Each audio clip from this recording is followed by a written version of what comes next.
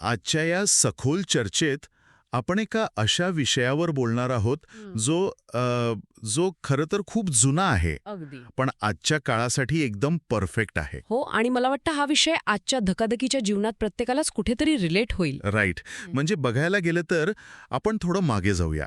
17व्या शतकातील महाराष्ट्राचा विचार करूया. म्हणजे प्रचंड राजकीय अस्थिरतेचा काळ. एक्झॅक्टली. चहूबाजूने राजकीय अस्थिरता, सतत युद्धाचा सावट आणि उद्या काय वाळून ठेवलं याची कोणती शाश्वती नसलेला तो काळ होता. अगदी बरोबर. आणि अशा प्रचंड अराजकतेच्या काळात जेव्हा सामान्य माणसापासून ते नेतृत्वापर्यंत सर्वांचीच भयानक मानसिक ओढाताण होत होती. तेव्हा समर्थ रामदास स्वामींनी दासबोध या ग्रंथाची रचना केली आणि आजच्या या सखोल चर्चेत आपण याच ग्रंथात डोकावणार आहोत. पण इथे एक गोष्ट सुरुवातीलाच स्पष्ट करायला हवी बरं का. हो ना, म्हणजे आज आपण या ग्रंथाकडे केवळ एक पारंपरिक धार्मिक पोथी म्हणून पाहणार नाही आहोत. अजिबात नाही. तर आपल्या आजच्या या चर्चेची मोहीमच ही आहे की या ग्रंथाकडे एक सायकोलॉजिकल सर्व्हायव्हल मॅन्युअल म्हणून बघायचंय. म्हणजे मानसिक पातळीवर तग धरून राहण्याचं एक अत्यंत प्रगत असं मार्गदर्शक पुस्तक. अगदी. आपल्याकडे असलेल्या माहितीच्या आधारे आपण हे समजून घेणार आहोत की शेकडो वर्षांपूर्वी लिहिलेला हा ग्रंथ आजच्या या माहितीचा स्फोट झालेल्या जगात आपल्याला मानसिकदृष्ट्या स्थिर कसं ठेवू शकतो. आणि कसं आहे, हे सायकोलॉजिकल सर्व्हायव्हल मॅन्युअल आजच्या काळात सर्वाधिक प्रासंगिक आहे. कारण काळ बदलला असला तरी माणसाच्या मनाची गुंतागुंत तीच आहे रे. राईट. पूर्वी युद्धाची भीती होती, आज कॉर्पोरेट जगातील टार्गेट्स आहेत. आर्थिक अस्थिरता आहे किंवा सोशल मीडियावरील सततच्या तुलनेमुळे येणारा ताण आहे. हो ना, ते तर खूपच वाढलंय. संकटांचं स्वरूप नक्कीच बदललंय. पण त्या संकटांवर प्रतिक्रिया देणारं मानवी मन आजही तसंच काम करतं. आणि म्हणूनच दासबोधाने माणसाच्या आंतरिक शक्तीचे 3 मुख्य आधारस्तंभ सांगितले आहेत: मन, विवेक आणि धैर्य. मन, विवेक आणि धैर्य. एकत्रितपणे एक अशी कॉग्निटिव्ह सिस्टम. म्हणजे विचार करण्याची एक यंत्रणा. अगदी बरोबर.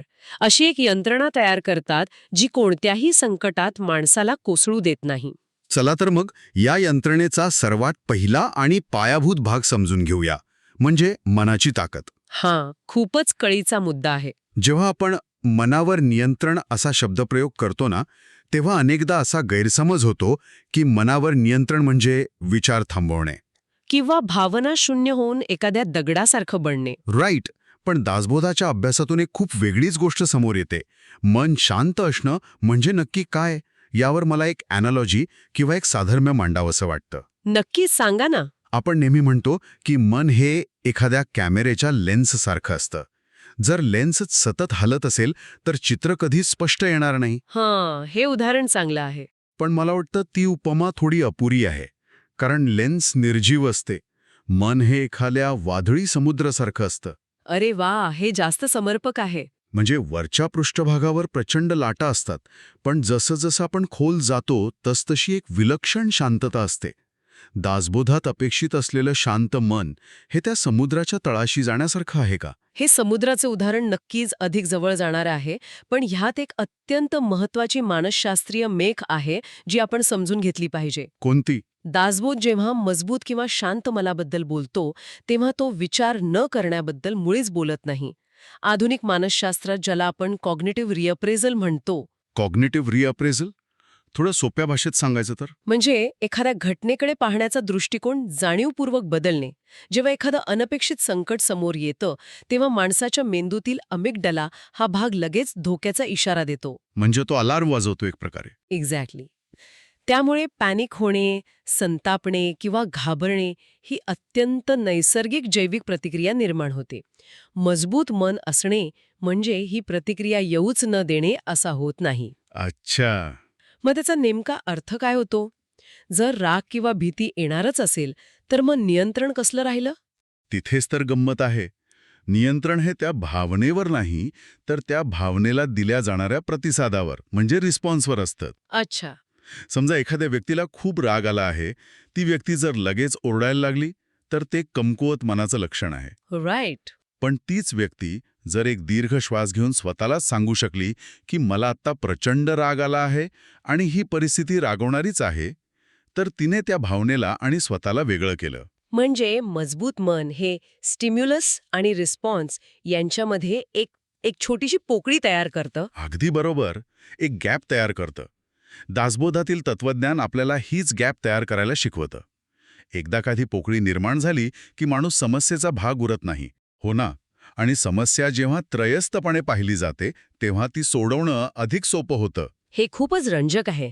म्हणजे आपण आपल्याच भावनांचे ऑब्झर्व्हर किंवा निरीक्षक बनतो. हे अगदी ऑनलाईन व्हिडिओ पाहताना येणाऱ्या बफरिंगसारखं आहे. बफरिंग म्हणजे कसं? म्हणजे बघा, व्हिडिओ आणि आपला स्क्रीन यांच्यात जसा बफर असतो, त्यामुळे व्हिडिओ न अडखळता चालतो. तसाच घटना आणि आपली प्रतिक्रिया यांच्यात एक मेंटल बफर तयार करणे म्हणजेच मनावर नियंत्रण मिळवणे. अरे वा, हे बफरिंगचं साधर्म्य अगदी चपखल आहे. तो मानसिक बफर माणसाला विचार करण्यासाठी आवश्यक तो वेळ मिळवून देतो. ज्यामुळे आणीबाणीच्या प्रसंगात पॅनिक न होता परिस्थिती हाताळता येते. एक्झॅक्टली. पण इथेच एक खूप मोठा पेच निर्माण होतो बघायला गेला तर. कोणता पेच? समजा एखाद्या व्यक्तीने अत्यंत यशस्वीपणे हा मेंटल बफर तयार केला.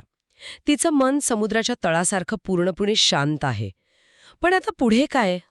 कारण एक शांत मन असलेला माणूस खड्ड्यातही शांतपणेच पडू शकतो, नाही का? गाडीचं स्टिअरिंग एकदम स्थिर आहे, पण जर रस्ता चुकीचा असेल तर ती गाडी दरीच कोसळणार. हे अगदी मुद्द्याचं बोललात. शांतता ही कोणतीही रणनीती किंवा दिशा असू शकत नाही. ती फक्त एक अवस्था आहे. आणि म्हणूनच इथून पुढे आपल्याला एका दिशादर्शकाची गरज भासते. हा दिशादर्शक म्हणजेच दासबोधातील दुसरा आधारस्तंभ, विवेक. राईट. ज्याला आपण इंग्रजीत डिसर्नमेंट म्हणू शकतो. केवळ मन शांत असणे पुरेसे नसते. कारण दिशाहीन शांतता माणसाला निष्क्रियतेकडे किंवा चुकीच्या निर्णयांकडे नेऊ शकते. बरोबर. दासबोधात विवेक या शब्दाला सर्वोच्च स्थान दिले आहे ते याच कारणामुळे. विवेक म्हणजे केवळ चांगले आणि वाईट यातील फरक ओळखणे एवढाच त्याचा संकुचित अर्थ नाही. मग व्यापक अर्थ काय आहे? विवेक म्हणजे परिणामांची दूरदृष्टी. या परिणामांच्या दूरदृष्टीला समजून घेण्यासाठी मला एक आधुनिक उदाहरण वापरायला आवडेल. आपण नॉईज कॅन्सलिंग हेडफोन्स पाहिले असतील. हो, आजकाल खूप वापरतात ते. ते काय करतात तर बाहेरचा नको असलेला कर्कश आवाज गाळून टाकतात, जेणेकरून आपल्याला मुख्य संगीत स्पष्ट ऐकू येईल. विवेक हा मानवी बुद्धीचा असाच एक नॉईज कॅन्सलिंग फीचर आहे असं मला वाटतं. क्या बात आहे. कसं ते थोडं सांगा. म्हणजे आपल्या आजूबाजूला तात्काळ मिळणारा आनंद, अहंकार किंवा सूट घेण्याची तीव्र इच्छा यांचा खूप मोठा आणि कर्कश आवाज असतो. विवेक हा या तात्कालिक भावनांचा आवाज गाळून टाकतो आणि आपल्याला दूरगामी परिणामांचा एक संथ पण महत्वाचा आवाज ऐकवतो. हे नॉईज कॅन्सलिंगचा उदाहरण खरोखरच विवेकाची कार्यपद्धती अगदी अचूकपणे स्पष्ट करतं. हो ना? जेव्हा रागाच्या भरात समोरच्याला अपशब्द वापरण्याची तीव्र इच्छा होते, तेव्हा तो तात्कालिक भावनांचा कर्कश आवाज असतो. राईट. पण तिथे जर विवेकाचे हेडफोन्स घातले तर यामुळे भविष्यात नातेसंबंध कायमचे बिघडतील हा दूरगामी परिणामांचा शांत आवाज ऐकू येतो.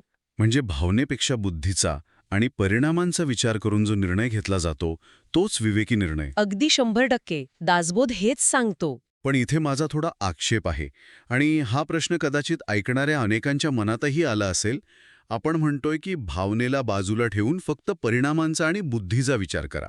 हा, पण मुळातच मानवी सायकोलॉजीचा विचार केला तर माणूस हा संपूर्णपणे भावनांवर चालणारा प्राणी आहे. जर आपण प्रत्येक निर्णयात अशा प्रकारे शुद्ध लॉजिकचा वापर करू लागलो तर काय होईल असं वाटतं? तर आपण एखाद्या रोबोटसारखे किंवा कॉम्प्युटरमधील अल्गोरिथम सारखे नाही का होणार. जर माणसाने भावनांचा विचारच करायचा नाहीये तर मग माणसात आणि एक्सेल शीटमध्ये काय फरक उरला? हा अत्यंत रास्त आणि महत्वाचा आक्षेप आहे. दासबोधाला खरोखरच माणसाला एक भावनाशून्य यंत्र बनवायचंय का? अजिबात नाही. आणि इथेच दासबोधातील विवेकाची संकल्पना खूप सूक्ष्म पातळीवर समजून घेण्याची गरज आहे.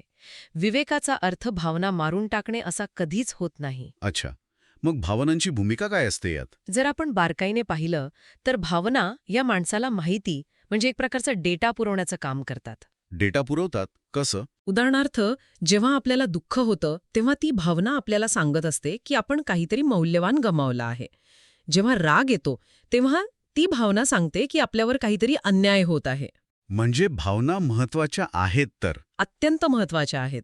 पण प्रॉब्लेम तेव्हा सुरू होतो जेव्हा आपण भावनांना निर्णय घेण्याचे अधिकार देऊन टाकतो. म्हणजे भावनांनी फक्त रिपोर्टरचं काम करावं, जजचं नाही. असं म्हणायचंय का? एक्झॅक्टली, क्या बात है. भावना या उत्तम इन्फॉर्मर असू शकतात, पण त्या अत्यंत वाईट कमांडर असतात. हा, राईट. विवेक आपल्याला रोबोट बनवत नाही, तर तो त्या भावनांच्या डेटावर प्रक्रिया करून योग्य निर्णय घेण्याचं स्वातंत्र्य देतो. म्हणजे राग आलाय हे मान्य करणं. हे मान्य करणं ही माणुसकी आहे, पण रागाच्या भरात कुणाचं तरी नुकसान करणं हे थांबवणं हा विवेक आहे. वाह, हे आता अगदी स्पष्ट झालं. म्हणजे भावनांचा आदर करणे, पण कृती मात्र परिणामांचा विचार करूनच करणे. यालाच याजवोदात विवेक म्हटलं आहे.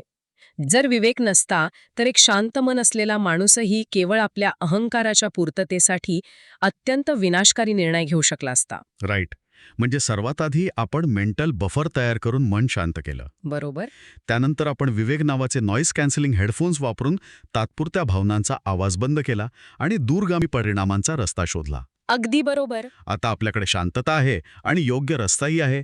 पण इथेच तिसरा आणि सर्वात मोठा अडथळा उभा राहतो.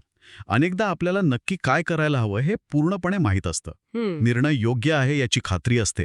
पण तरीही प्रत्यक्ष कृती करण्याची वेळ येते तेव्हा पावलं जागीच खेळतात. माणूस फ्रीज होतो. तिथे कोणतंही लॉजिक काम करत नाही. कारण रस्त्यावर काटे असतात, नुकसान होण्याची शक्यता असते. एक्झॅक्टली. आणि म्हणूनच दिशा कितीही बरोबर असली तरी त्या दिशेने चालण्यासाठी एक इंधन लागतं. आणि इथूनच दासबोधातील तिसऱ्या आधारस्तंभाची म्हणजे धैर्याची एंट्री होते. होय, कारण विवेकाने फक्त रस्ता दाखवला आहे, पण त्या रस्त्यावरून चालण्याची प्रत्यक्ष ऊर्जा विवेकाकडे नसते. तिथे धैर्याचीच गरज असते. आणि इथेही आपण अनेकदा धैर्याची व्याख्या चुकीची करतो. आपल्याला वाटतं की धैर्यवान माणूस म्हणजे असा एखादा सुपर हिरो ज्याच्या अंगात कसलीच भीती नसते. ज्याला संकटांची चाहूल लागल्यावर अजिबात घाम फुटत नाही. हो ना, पण दासबोधाचा आणि मानवी मानसशास्त्राचा अभ्यास केला तर हे लक्षात येतं की भीती नसणे याला धैर्य म्हणत नाहीत, तर त्याला मूर्खपणा किंवा अति आत्मविश्वास म्हणतात. हे खूपच महत्वाचं विधान आहे. म्हणजे भीती वाटणं हा धैर्याच्या प्रक्रियेचाच एक भाग आहे. तर मला इथे एक साधर्म्य द्यायला नक्कीच आवडेल. सांगा. धैर्यवान माणूस म्हणजे असा नाही ज्याला अंधाराची भीती वाटत नाही. खऱ्या अर्थाने धैर्यवान तो आहे ज्याला अंधाराची प्रचंड भीती वाटतीये, त्याचे पाय लटपटतायत हृदयाचे ठोके वाढले आहेत. आणि पुढे चालत राहतो. भीती असूनही ती कृतीला थांबू शकत नाही. हेच धैर्य ना? हे उदाहरण धैर्याचं अगदी अचूक मानसशास्त्र उलगडतं. मगाशी आपण अमिगडालाचा उल्लेख केला होता ना, जो धोक्याचा इशारा देतो आणि माणसाला एका जागी गोठवून टाकतो. हो, फ्रीज रिस्पॉन्स. जेव्हा माणूस धैर्याने पाऊल पुढे टाकतो तेव्हा तो खरं तर त्याच्या मेंदूतील त्या आदिम धोक्याच्या इशाऱ्याला ओव्हरराईड करत असतो. म्हणजे तो अलार्म बंद करून पुढे जातो. अगदी. ऐतिहासिक संदर्भात पाहायचं झालं तर शिवरायांच्या काळातील मावळे जेव्हा मोगलांच्या प्रचंड फौजेसमोर उभे राहायचे तेव्हा त्यांना मृत्यूची भीती वाटत नसेल का? नक्कीच वाटत असेल. माणूसच होते ते. पण त्यांच्या विवेकाने त्यांना सांगितलं होतं की स्वराज्य हेच अंतिम सत्य आहे आणि त्यांच्या धैर्याने त्यांना त्या मृत्यूच्या भीतीवर मात करून कृती करण्याची ताकद दिली. आणि हेच तत्व आजच्या आधुनिक जगातही तितकंच लागू होतं बघायला गेलं तर. आज आपल्याला रणांगणावर तलवारी घेऊन जायचं नसतं. नाही, आजची युद्ध वेगळी आहेत. हो ना. जेव्हा एखाद्या व्यक्तीला आपली सुरक्षित नोकरी सोडून स्वतःचा व्यवसाय सुरू करण्याचा निर्णय घ्यायचा असतो तेव्हा ती सुद्धा एका प्रकारची युद्धभूमीच असते. तिथे अपयशाची भीती असतेच. किंवा जेव्हा कुटुंबात एखादा अत्यंत कठीण आणि वादग्रस्त विषय चर्चेला काढायचा असतो तेव्हाही नाती तुटण्याची भीती असतेच. नक्कीच. अशा वेळी मला भीती वाटतेय, पण हा निर्णय भविष्यासाठी योग्य आहे, ही जी कृती आहे तेच दासबोधात सांगितलेलं खरं धैर्य आहे असं म्हणता येईल. अगदी बरोबर जोडलात हा मुद्दा. कारण कृतीशिवाय विचार हे फक्त स्वप्नच राहतात. राईट. तुमच्याकडे जगातलं सर्वात शांत मन असू दे आणि सर्वात तीक्ष्ण विवेक असू दे, पण जर तुमच्याकडे प्रत्यक्ष पाऊल उचलण्याचं धैर्य नसेल तर त्या ज्ञानाचा काहीही उपयोग नाही. म्हणूनच दासबोध हा फक्त वाचून डोके हलवण्याचा ग्रंथ नाही, तर तो ॲक्शन ओरिएंटेड ग्रंथ आहे. तो तुम्हाला कृती करायला भाग पाडतो. अगदी 100%. आता आपण या चर्चेच्या एका अत्यंत रंजक आणि निर्णायक टप्प्यावर आलो आहोत. आपण पाहिले की मन शांततेचा बफर देते, विवेक योग्य दिशा दाखवतो आणि धैर्य त्या मार्गावर चालण्याची ताकद देते. पण या तीन गोष्टी जेव्हा एकत्रित येतात तेव्हा त्यांचा अंतिम उद्देश काय असतो? आपण जेव्हा दासबोध किंवा समर्थ रामदास स्वामींचा विचार करतो तेव्हा साहजिकच अध्यात्म हा शब्द समोर येतो. हो, अध्यात्म हा शब्द येतोच. पण मला असं वाटतं की आजच्या या चर्चेतून अध्यात्माची एक पूर्णपणे वेगळीच व्याख्या आपल्यासमोर उभी राहिली आहे. आणि ही व्याख्याच दासबोधाचं सर्वात मोठं आणि क्रांतिकारी योगदान आहे. सामान्यतः आध्यात्मिक या शब्दाचा अर्थ आपण असा घेतो की संसारातून किंवा भौतिक जगातून पूर्णपणे अलिप्त होणे. जबाबदाऱ्या सोडून हिमालयात किंवा जंगलात जाऊन ध्यानस्थ बसणे. पण दासबोध अत्यंत परखडपणे हे नाकारतो. त्याच्या मते संकटांना घाबरून किंवा संसारातील ताणतणावांना कंटाळून पळून जाणे हे अध्यात्म नाहीच, तो तर एक प्रकारचा भ्याडपणा आहे. अरे वा, म्हणजे खरं अध्यात्म हे पलायनवाद नसून वास्तवाला सामोरे जाणे आहे. नक्कीच. दासबोधानुसार खरे अध्यात्म म्हणजे याच जगात याच धकाधकीच्या संसारात अत्यंत खंबीरपणे पाय रोवून उभे राहणे. क्या बात है. जेव्हा एखादा माणूस स्वतःच्या मनावर नियंत्रण मिळवतो, विवेकाने अत्यंत गुंतागुंतीच्या प्रश्नांची उत्तरे शोधतो आणि धैर्याने संकटांचा सामना करतो, तेव्हा तो खऱ्या अर्थाने आध्यात्मिक जीवन जगत असतो. म्हणजे हे तिन्ही आधारस्तंभ एकमेकांशी जोडलेले आहेत. हो, मनाच्या शांततेशिवाय विवेक काम करत नाही. विवेकाशिवाय धैर्य हे आंधळे आणि धोकादायक असते आणि धैर्याशिवाय मन आणि विवेक हे केवळ कागदावरचे विचार राहतात. या तिन्हींचे संतुलन म्हणजे खरी आध्यात्मिक ताकद. हे तत्वज्ञान माणसाला कमकुवत बनवत नाही तर त्याला जीवनाच्या रणांगणावर एक कुशल आणि शांत योद्धा बनवते. अगदी. हे खरोखरच विचार करायला लावणारे आहे. आजच्या या सखोल चर्चेतून आपण एका 400 वर्षे जुन्या ग्रंथातील तत्वज्ञानाची अत्यंत आधुनिक आणि व्यावहारिक उकल केली आहे. हो, आणि मला खात्री आहे की हे ऐकणाऱ्या प्रत्येकाला याचा कुठेतरी उपयोग होईल. नक्कीच. आपण समजून घेतलं की मन शांत ठेवणे म्हणजे भावनाशून्य होणे नाही, तर प्रतिक्रिया आणि कृती यांच्यात एक मेंटल बफर तयार करणे. विवेक म्हणजे रोबोट होणे नाही, तर भावनांचा डेटा म्हणून वापर करून दूरगामी परिणामांची निवड करणे. आणि धैर्य म्हणजे भीती नसणे नाही, तर अंगात काटा उभा करणारी भीती असतानाही योग्य कृतीसाठी पुढे पाऊल टाकणे. हा एक असा मानसिक टूलकिट आहे जो कुठल्याही परिस्थितीत आपल्याला तग धरून राहायला मदत करू शकतो. आणि हा टूलकिट रोजच्या जीवनात अत्यंत सहजपणे वापरता येण्यासारखा आहे. जेव्हा कधी निर्णय घेताना गोंधळ उडेल, तेव्हा फक्त या 3 स्तंभांवर स्वतःला तपासून पाहणे आवश्यक आहे. अगदी 100%. तर आजच्या या सखोल चर्चेच्या शेवटी आपण एका अशा नवीन आणि प्रक्षोभक विचारावर थांबूया, जो कदाचित या विषयाकडे पाहण्याचा आपला दृष्टिकोनच पूर्णपणे बदलून टाकेल. कोणता विचार? आपण विवेकाबद्दल बोललो, जो भावनांच्या पलीकडे जाऊन योग्य अयोग्य ठरवतो. आज आपण अशा एका युगात जगत आहोत जिथे आर्टिफिशियल इंटेलिजन्स आणि मशीन लर्निंगने प्रचंड प्रगती केली आहे. हो, एआयचा जमाना आहे. या मशीन्सकडे अफाट माहिती आहे. त्यांचं मन कधीच विचलित होत नाही, त्या कधीच पॅनिक होत नाहीत. त्या अत्यंत अचूकपणे लॉजिक लावू शकतात. बरोबर. पण जर आपण दासबोधाच्या नजरेतून पाहिलं तर या मशीन्सकडे बुद्धी असली तरी त्यांच्याकडे मानवी विवेक आहे का? हा खूप खोल प्रश्न आहे. भविष्य काळात जेव्हा मशीन्स माणसाची बहुतांश कामे अधिक कार्यक्षमतेने करू लागतील, तेव्हा माणसाला मशीनपेक्षा वेगळं आणि श्रेष्ठ ठरवणारी एकमेव गोष्ट म्हणजे त्याचा विवेक आणि धैर्य असेल का? राईट. कारण अल्गोरिदम डेटा प्रोसेस करू शकतो. एक्झॅक्टली. पण नैतिकतेची आणि दूरगामी परिणामांची जाणीव ठेवून भीती वाटत असतानाही जोखीम पत्करण्याची धैर्याची झेप फक्त माणूसच घेऊ शकतो का? यावर नक्कीच विचार करायला हवा. हो ना, कारण भविष्यातील जगात टिकून राहण्यासाठी कदाचित आपल्याला नवीन तंत्रज्ञानापेक्षाही या जुन्याच 3 आधारस्तंभांची सर्वाधिक गरज भासणार आहे. पुन्हा भेटू एका नवीन विषयासह एका नव्या सखोल चर्चेत. तोपर्यंत स्वतःचा मेंटल बफर जपा आणि विवेक जागृत ठेवा.